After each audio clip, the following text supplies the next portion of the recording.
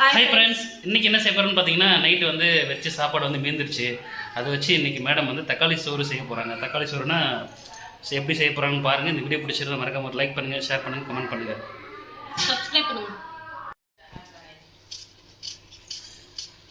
பத்திரம் இதே இருக்குது. பழைய சோறுக்கு தக்காளி போட்டு வதக்குறேன். அப்படியே பழைய சோறில் காலி பண்ணிடுறேன். முன்னாடி வறுத்து வச்சு சீக்கிரம் செம்ம பிளான் பேத்துற நீ வறுத்து வச்சுட்டு சூடானா அப்புறம் கொஞ்சம் சூடு பண்ணிக்கலாம்.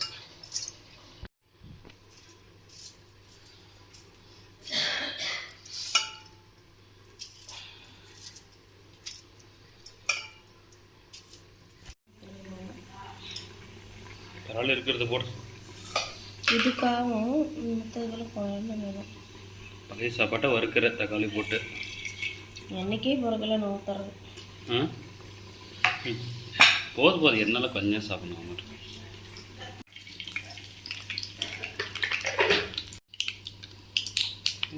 தெரிய மாட்டேங்குது.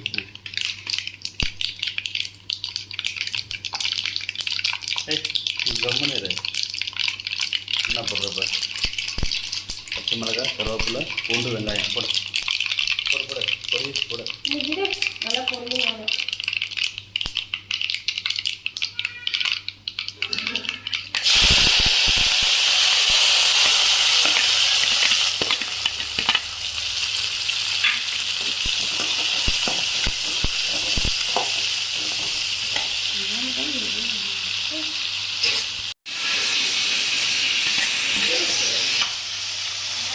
தக்காளி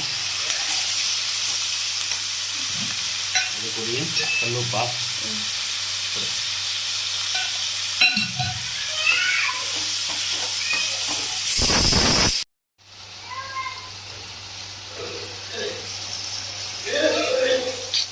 சாப்பாடு தாளிச்சிரு.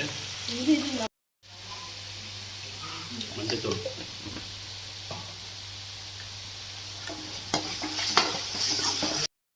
ஒரு எடுத்து கூட இல்லை.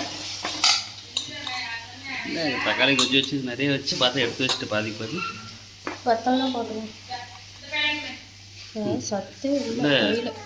பழைய சோறு போட்டு போட்டு மனுஷனை கொல்ற.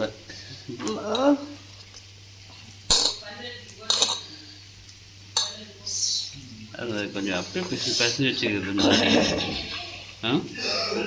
முன்னாடி பிசைஞ்சு வச்சா கரெக்டாக இருக்கும்ல.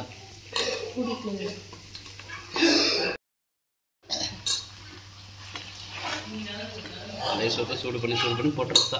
சாப்பிடுங்க அப்போ தானே. கம்மன் தான் கொஞ்சம் இல்லை ஆயிடுச்சா?